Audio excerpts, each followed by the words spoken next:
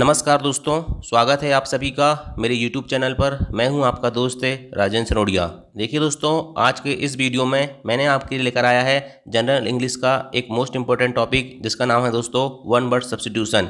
और ये one word substitution का दोस्तों पार्ट 2 है। इससे पहले कल दोस्तों पार्ट 1 में मैंने आपको 20 प्रश्न सॉल्व कराए थे। आज के इस वीडियो में दोस्तों हम वन वर्ड सब्स्टिट्यूशन के टोटल 50 प्रश्न सॉल्व करने वाले हैं। और एक चीज़ याद रखना दोस्तों, यहाँ आप आए हो ना, ठीक है, इस यूट्यूब चैनल सनोडिया 91 पर आप आए हो, ठीक है, तो आपको 50 वर्ड मैं आपको बताऊंगा वन वर्ड सब्स्टिट्यूशन के। तो याद रखना दोस्तों, आपको 50 के 50 ही याद हो जाएंगे, ठीक है। ये मेरा वादा है, आप इन 50 को पढ़ो और जाके टेस्ट लगा लेना, ठीक है। अगर इन 50 में से आपकी रेंज में फंस गए ना तो आपको याद आ जाएंगे, ठीक है। चलिए शुरुआत करते हैं क्वेश्चन नंबर 1 से। क्वेश्चन नंबर 1 है a person who walks in sleep, ठीक है। सिंपल सा है दोस्तों, क्या कह रहा है, a person who walks in sleep, एक व्यक्ति दोस्तों जो नींद में चलता है। किस में चलता है? नींद में। मतलब दोस्तों नींद में चलना मतलब क्या हो गया, उसको नींद लगी है और नींद में उसको ऐसा लग रहा है कि मैं चल रहा हूँ, ठीक है। तो उसको क्या कहते हैं? उसको कहते हैं दोस्तों, याद रखना, सोमनाम बुलिस्ट। क्या कहते हैं? सोमनाम बुलिस्ट कहते हैं, ठीक है। आप इसका प्रोनाउंसिएशन जो भी करें, लेकिन मैं इसको सोमनाम बुलिस्ट ही बोलूँगा, ठीक है। तो सोमनाम बुलिस्ट क्या होता है? A person who walks in sleep, एक व्यक्ति जो नींद में चलता है दोस्तों, उसे सोमनाम बुलिस्ट कहते हैं। ये एक प्रकार का दोस्तों डिसीज होता है, एक प्रकार का रोग होता है, ठीक है। याद रखना, इसको याद रखने की ट्रिक है। स्लीप मतलब क्या होता है? सोना। स्लीप मतलब क्या होता है मेरे भाई? सोना होता है। अगर मैं सोना को लिख दूं SONA ऐसा, तो कोई दिक्कत है क्या? स्लीप आने सोना होता है और सोना को ऐसे रख दूं तो कोई दिक्कत है क्या? कोई दिक्कत नहीं है। अब देखिए सोमनाम बुलिस्ट में सोना छपा है कि नहीं? छपा है, ठीक है। एम को हटा दो बस, तो सोना छुपा हुआ है, ठीक है। तो याद रखना, जो व्यक्ति नींद में चलता है उसे सोमनाम बुलिस्ट कहते हैं। और ट्रिक है दोस्तों, सोना उसमें छुपा हुआ है, ठीक है। चलिए नेक्स्ट क्वेश्चन देखते हैं। Question number 2, a person who is fluent in many language. Fluent मतलब क्या होता है दोस्तों? मतलब फ्लुएंट का मतलब होता है बहुत अच्छा होना, ठीक है। मतलब दोस्तों या बहुत अच्छा ज्ञान होना, ठीक है। एक व्यक्ति जिसे बहुत सारी भाषाओं का क्या हो, ज्ञान हो, ठीक है। मैनी लैंग्वेज मतलब बहुत ज़्यादा भाषा का ज्ञान हो या बहुत ज़्यादा भाषा वो बोल लेता हो, इस प्रकार से, ठीक है। इस प्रकार से इस सेंटेंस का क्या निकल रहा है? एक अर्थ निकल रहा है, ठीक है। देखिए आपको ज़्यादा अंग्रेजी नहीं आती ना मुझे आती, लेकिन आपको इतनी अंग्रेजी आना चाहिए दोस्तों कि हमको इतना अर्थ उसको समझ में आ जाना चाहिए कि सेंटेंस कहना क्या चाह रहा है, ठीक है। A person who is fluent in many language, ठीक है। मतलब दोस्तों ये कहना चाह रहा है कि एक व्यक्ति जो बहुत ज़्यादा भाषा बोल लेता है या कई प्रकार की भाषा बोल लेता है, ठीक है। तो इसका अर्थ होता है दोस्तों, याद रखना, उसको क्या कहते हैं? उसको कहते हैं पॉलीग्लॉट कहते हैं। क्या कहते हैं? पॉलीग्लॉट कहते हैं। देखिए मोनो मतलब दोस्तों आपने पढ़ा होगा, मोनोसेकेराइड मतलब मोनो मतलब क्या होता है? सिंगल, ठीक। ट्राई में मतलब क्या होता है? ट्राई मतलब दोस्तों 3 होता है। और बाई में क्या होता है दोस्तों? बाईलिंगुअल मतलब बाई का मतलब हमेशा 2 होता है। ये आपको सब पता होना चाहिए, ठीक है। लेकिन पॉली का मतलब क्या होता है दोस्तों? बहुत होता है। अब कैसे सर? विज्ञान, अब अंग्रेजी पढ़ रहा है सर, लेकिन विज्ञान में हम पॉलीमर पढ़ते हैं और पॉलीमर को हिंदी में क्या कहते हैं? बहुलक कहते हैं। क्या कहते हैं? हिंदी में पॉलीमर को बहुलक कहते हैं। बहुलक क्या होते हैं? बहुलक मतलब दोस्तों, जो देखो जैसे मान के चलो दोस्तों, उदाहरण समझाता हूँ मैं आपको। ये माला है, ये माला मेरे भाई है ना, ये माला है। अभी इसमें गुड़िया लगाने वाला हूँ मैं, है ना, ये गुड़िया लगाने वाला हूँ, ठीक। तो ये देखिए इसमें जो एक गुड़िया है ना, ये एकलक है, लेकिन गुड़िया को मिला के दोस्तों मैंने एक माला बना दिया, तो ये कहलाता है बहुलक। क्लियर? ये होता है बहुलक, ठीक है। मतलब दो, एक, एक दो नहीं, दो से ज़्यादा, दो या दो से ज़्यादा, इसको हम क्या कह सकते हैं? बहुलक कह सकते हैं, ठीक है। चलिए तो याद रखना, पॉलीग्लॉट का मतलब दोस्तों हिंदी में क्या होता है? बहुभाषी होता है। क्या होता है? बहुभाषी, जो बहुत सारी भाषाओं को बोल सकता है, ठीक। चलिए नेक्स्ट देखते हैं। A disease that affects a large number of people in an area at the same time. अब इसका सबसे अच्छा उदाहरण देना चाहूँ मैं, तो आपको दूंगा कोरोना। क्या दूंगा उसका उदाहरण सबसे अच्छा? कोरोना। कोरोना का मतलब देखो, ये सेंटेंस हिंदी में क्या कह रहा है ये समझो पहले, है ना। ये कह रहा है एक बीमारी जो प्रभावित करती है a large number of people, मतलब बहुत सारे आदमियों को, इन एन एरिया मतलब एक एरिया में, एट द सेम टाइम। देखिए कोरोना आया था दोस्तों, तो एक ही टाइम में पूरे भारत का, पूरे विश्व में क्या हुआ था? लोग बीमार हुए थे, ठीक है। तो इस टाइप की जो बीमारी होती है ना, उसे क्या कहते हैं? उसे हिंदी में कहते हैं महामारी। अब महामारी को अंग्रेजी में क्या कहते हैं ये आपको पता होना चाहिए। तो महामारी को दोस्तों कहते हैं एंडेमिक कहते हैं। क्या कहते हैं? एंडेमिक कहते हैं। और याद रखना दोस्तों, दुनिया की कोई भी महामारी, इतिहास गवाह है, कि दुनिया में आज तक जितनी भी महामारी आई है दोस्तों, उसका एंड हो ही जाता है।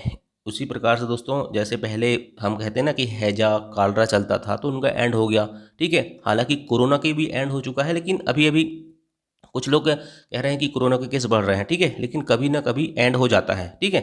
हम देखो, हम सैद्धांतिक बात नहीं कर रहा हूँ, मैं आपको याद कराने की बात कर रहा हूँ मैं, ठीक। कुछ चीज़ों को दोस्तों आपको ये नहीं मान रहा है कि मैं जो बोल रहा हूँ वो परम सत्य है, ठीक है। आपको समझाने के लिए बता रहा हूँ मैं। महामारी का एंड होता है मतलब दोस्तों अंत होता है, ठीक है। इसलिए ये कहना चाहता हूँ मैं कि एंडेमिक मतलब एंड से शुरू होता है महामारी का शब्द, एंडेमिक, ठीक है। एंड मतलब क्या होता है? एंड मतलब होता है समाप्त, ठीक है। नेक्स्ट क्वेश्चन देखते हैं।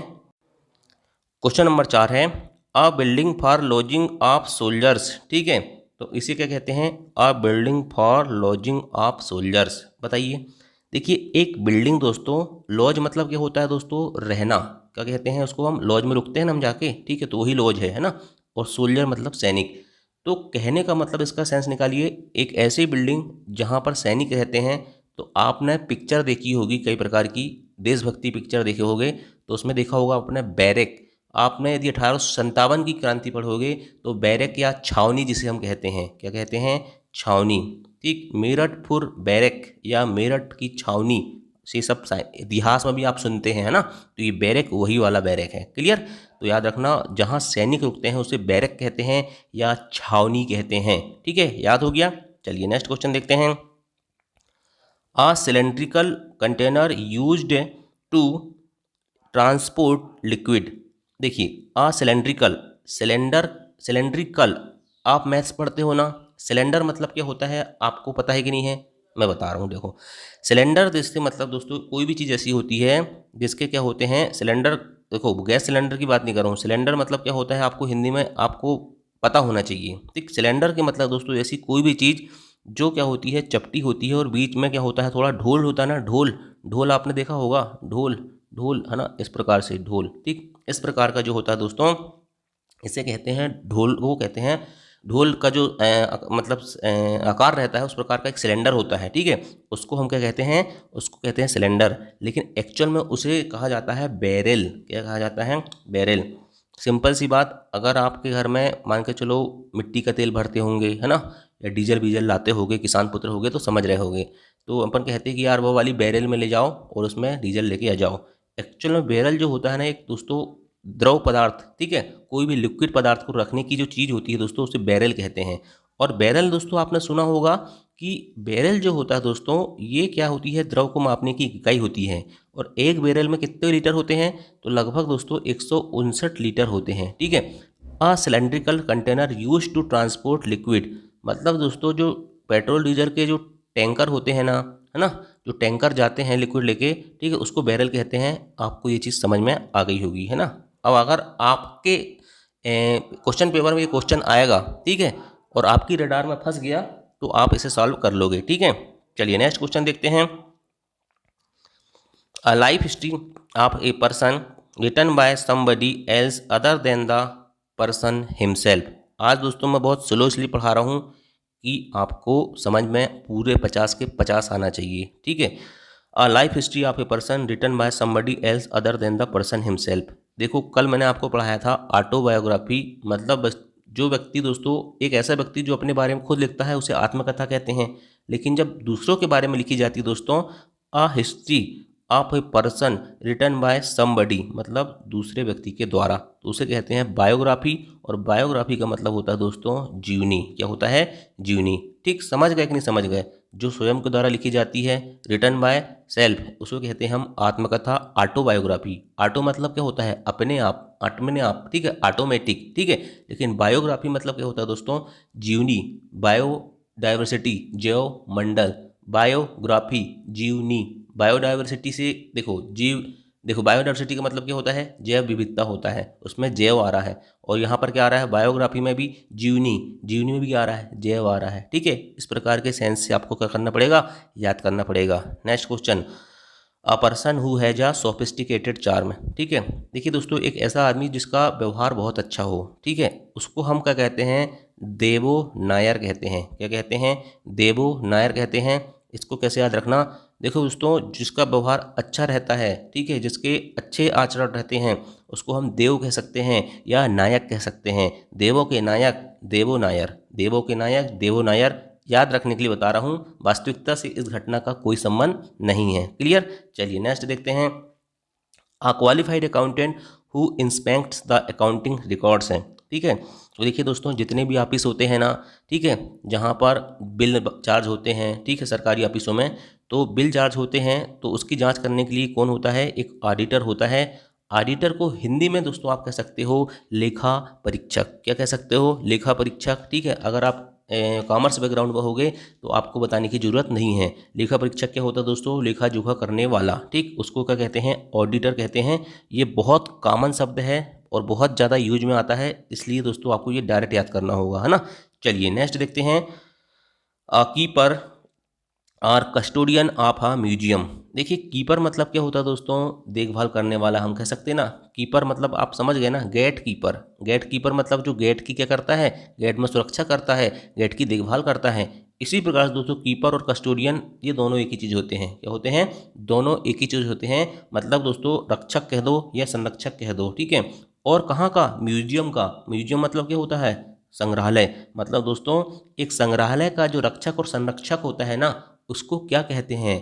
तो याद रखना, उसको कहते हैं, हिंदी में क्या कहेंगे? संग्रहालय का अध्यक्ष संग्रहालय अध्यक्ष कहलाएगा। लेकिन अंग्रेजी में भाई क्यूरेटर कहते हैं। क्या कहते हैं? क्यूरेटर कहते हैं। क्या कहते हैं? क्यूरेटर कहते हैं। अब इसको याद कैसे याद करोगे? क्यूरेटर क्या लिखा है? कीपर, कस्टोडियन, ठीक है।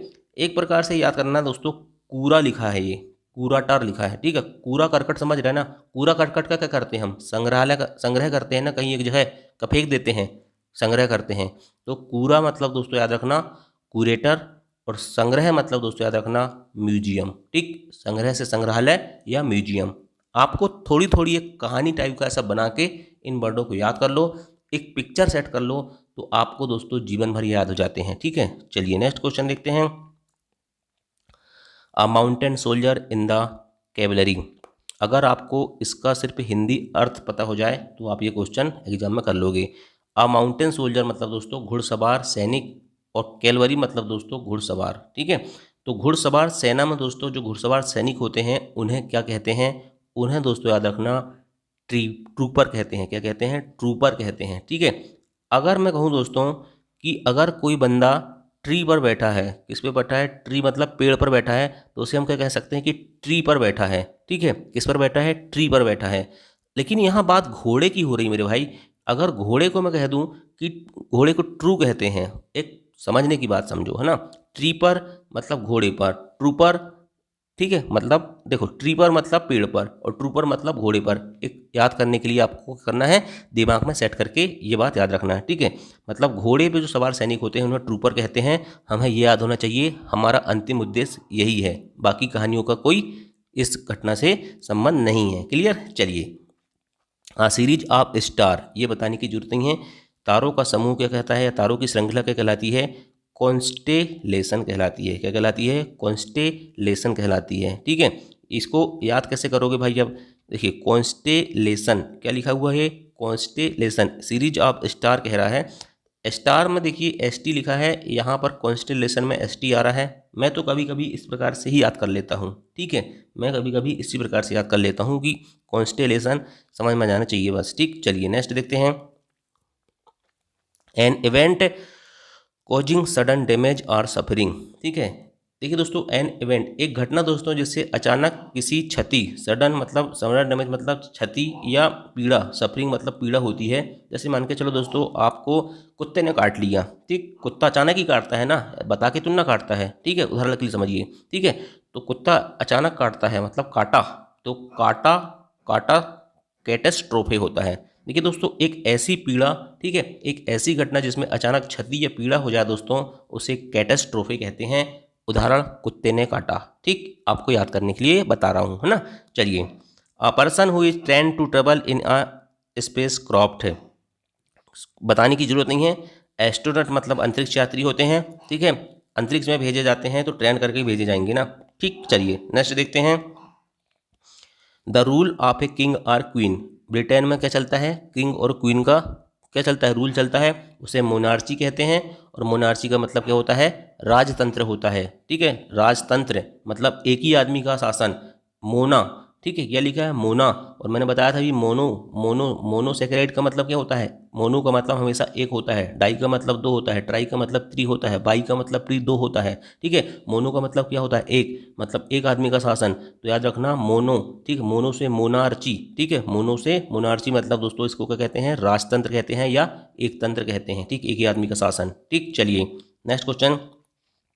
A large building that usually houses aircraft. देखिए भाई, एक बहुत बड़ी बिल्डिंग होती है जिसमें विमानों को क्या किया जाता है, रखा जाता है, तो उसको कहते हैं हैंगर। क्या कहते हैं, हैंगर। हैंगर आपके घर में भी होंगे। ठीक है, कौन से वाले, जिसमें आप कपड़े टांगते हो, उसमें कपड़े जब टांगते हो हैंगर में, ठीक है, तो कपड़े क्या करते हैं, हवा में लटकते हैं कि नहीं लटकते हैं, और हवा में कौन उड़ता है, हवा में विमान उड़ता है। तो याद रखना दोस्तों, जहां आपके कपड़े हवा में लटक रहे हैं उसको भी हैंगर कहते हैं, और जहां विमान भी दोस्तों रखे जाते हैं उसे भी हैंगर कहते हैं। क्लियर, चलिए नेक्स्ट देखते हैं। A building where an audience sits है, ये बताने की जरूरत नहीं है ना, जहाँ पब्लिक बैठती है उसे ऑडिटोरियम कहते हैं, ये बताने की जरूरत नहीं है, ऑडिटोरियम, स्टेडियम। ठीक है, चलिए नेक्स्ट देखते हैं। A child who attends a school for very young children. देखिए, एक बच्चा दोस्तों जो ऐसे स्कूल में जाता है जो छोटे बच्चों के लिए है, तो उसको कहते हैं आंगनवाड़ी। क्या कहते हैं, आंगनवाड़ी, बालवाड़ी। ठीक है, या कह सकते हैं, हम क्या कह सकते हैं, शिशुशाला भी कह सकते हैं। ठीक, कुछ भी हिंदी में, है ना। तो याद रखना किंडर गार्टनर कहते हैं इसको। क्या कहते हैं अंग्रेजी में, किंडर गार्टनर। बच्चे के खाते हैं, किंडल लिंडल करके एक चॉकलेट आती है ना, वो वाली खाते हैं, किंडल जैम। ठीक, तो ये ऐसे से याद रख लो, किंडर गार्टनर या किंडर गार्टनर। किंडर गार्टनर ये जो आंगनबाड़ी को कहते हैं। ठीक है, चलिए next. A person who lives one country to settle in another. मान के चलो दोस्तों, एक आदमी है रामलाल। ठीक, रामलाल इंडिया से जाएगा कहाँ, इंडिया से चले जाता है मान के चलो अमेरिका। ठीक, अमेरिका जाने का बहुत शौक होता है हमारे देश वालों को। ठीक है, तो रामलाल मान के चलो चले गया दोस्तों, भारत से चले गया अमेरिका। तो इसको क्या कहा जाएगा, इसको कहा जाएगा दोस्तों उत्प्रवासी। हिंदी में कहेंगे इसको उत्प्रवासी। जो छोड़ के, जो अपनी जगह छोड़ के जाता है उसको कहते हैं उत्प्रवासी, और अंग्रेजी में कहते हैं दोस्तों एमिग्रेंट। क्या कहते हैं अंग्रेजी में, एमिग्रेंट। ठीक है, लेकिन जो बाहर से आते हैं उसे हम क्या कहते हैं, प्रवासी भारतीय कहते हैं ना, एनआरआई कहते हैं, नॉन रेसिडेंशियल इंडियन, तो उसको कहते हैं इमिग्रेंट। ठीक है, एमिग्रेंट का अपोजिट क्या हो जाता है, इमिग्रेंट।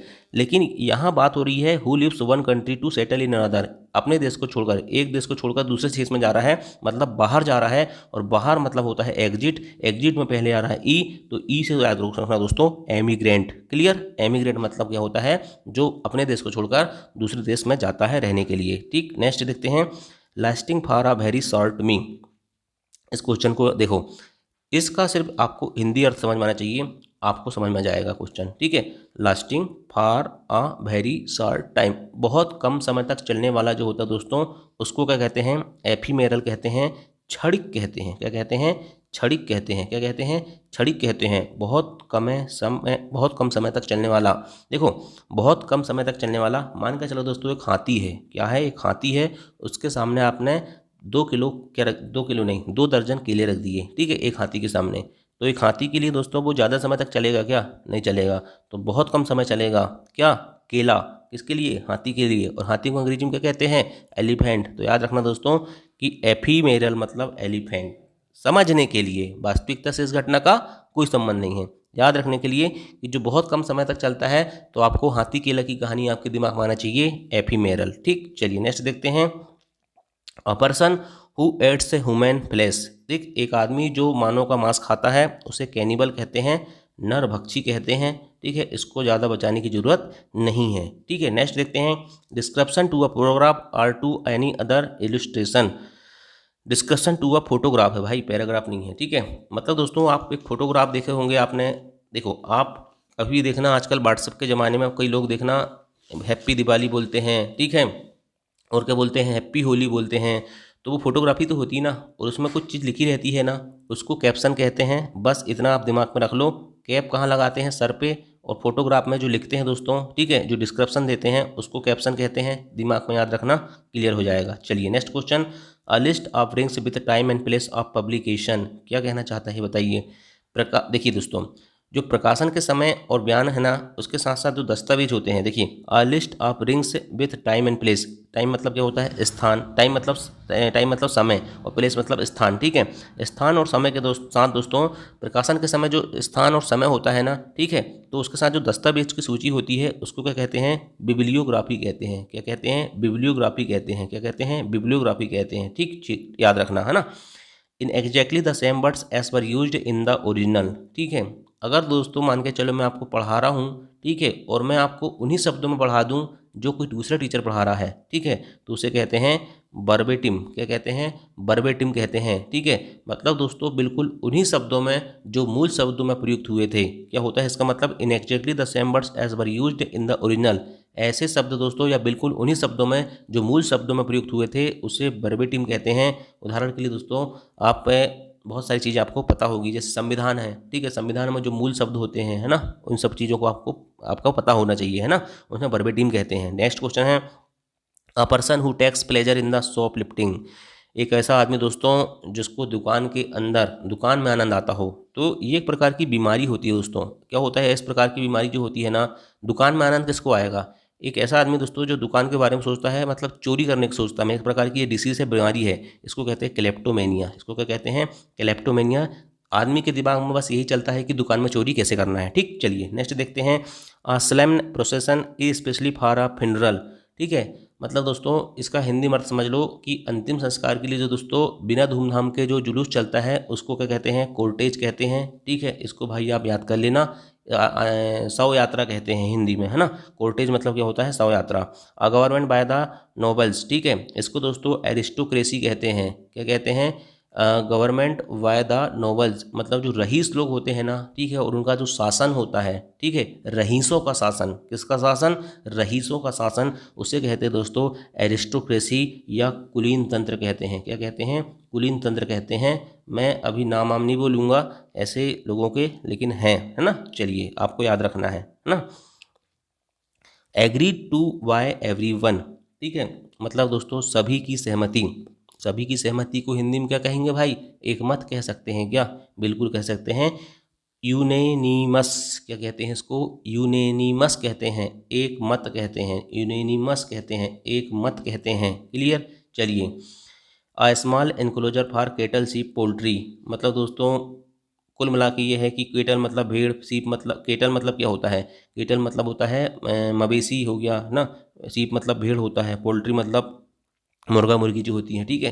तो उसको रखने के लिए, उनको रखने का जो स्थान होता है दोस्तों, उसको सब क्या कहते हैं, पेन कहते हैं। एक प्रकार से पेन का मतलब हिंदी में दोस्तों पशुपालन होता है। क्या होता है, पशुपालन होता है, ठीक है। चलिए नेक्स्ट देखते हैं, diction of the special term used in a particular field or job, ठीक है, इसको क्या कहते हैं, इसको कहते हैं ग्लोसरी कहते हैं। क्या कहते हैं इसको, ग्लोसरी कहते हैं। क्या कहते हैं इसको, ग्लोसरी कहते हैं। और ग्लोसरी मतलब दोस्तों क्या होता है, इसका मतलब होता है शब्दावली, शब्दावली, ठीक है।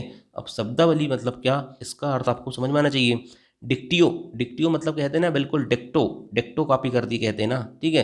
तो दोस्तों ऐसे शब्द, diction of the special term use in a particular field or job, मतलब समझ गए ना, एक विशेष क्षेत्र में उपयोग होने वाले एक विशेष स्पेशल टर्म है, स्पेशल विशेष शब्द, ठीक है, उनको क्या कहते हैं, ग्लोसरी कहते हैं, शब्दावली कहते हैं, ठीक। चलिए नेक्स्ट देखते हैं, a person who is very talkative, मतलब बहुत अधिक बोलता है, उसको कहते हैं हिंदी में वाचाल, या क्या कह सकते हैं, और आप देख लेना, है ना। उसको अंग्रेजी में दोस्तों गेरुलियस कहते हैं। क्या कहते हैं, गेरुलस कहते हैं, ठीक, बहुत ज़्यादा बोलने वाला गरुलस कहते हैं, गारुलाउस कहते हैं। आप जो प्रोनाउंसिएशन करना चाहें कर लेना अपने अकॉर्डिंग, है ना। और मैं आपको एक चीज़ और बताना चाहता हूँ कि आपके 30 क्वेश्चन हो गए, 20 क्वेश्चन और बचे अभी, है ना। तो देखो, ये जो क्वेश्चन मैं करा रहा हूँ ना मेरे भाई, ये पूरे व्यापम के हैं, ठीक। ये मत सोचना कि कहीं से उठा के छाप के लाया हूँ, पूरे व्यापम के ओल्ड क्वेश्चन पेपर के हैं पूरे। आपको ग्रुप 2, सब ग्रुप 4, पुलिस कांस्टेबल, जितने भी एग्जाम हुए हैं अभी तक 2013 से, ठीक है, 2013 से 2021-22 तक जितने भी एग्जाम हुए हैं, पूरे एग्जाम के क्वेश्चन ही है ना, हल्के में बिल्कुल मत लेना। चलिए नेक्स्ट देखते हैं, फीलिंग ऑफ डीप एंजाइटी और ड्रेड, ठीक है, क्या कह सकते हैं इसको बताइए, फीलिंग ऑफ डीप एंजाइटी और ड्रेड, ठीक है। एक व्यक्ति दोस्तों जो अनुभव करता है क्या, बहुत ज़्यादा चिंता, बहुत ज़्यादा डर डर में रहता है, उसको क्या कहते हैं, एंजेस्ट कहते हैं। एंजेस्ट कहते हैं मतलब दोस्तों चिंता होती है, उसको घबराहट होती है, ठीक है। चलिए, the time after Twilight and before night, मतलब दोस्तों ट्विलाइट मतलब क्या होता है, संध्या, और बिफोर नाइट मतलब रात। रात और शाम के समय के बीच का दोस्तों डस्क कहलाता है। क्या कहलाता है, डस्क कहलाता है, अंधकार कहलाता है, ठीक है। चलिए देखिए, ट्विलाइट और नाइट के बीच का समय दोस्तों डस्क कहलाता है, ये आपको पता होना चाहिए भाई, है ना।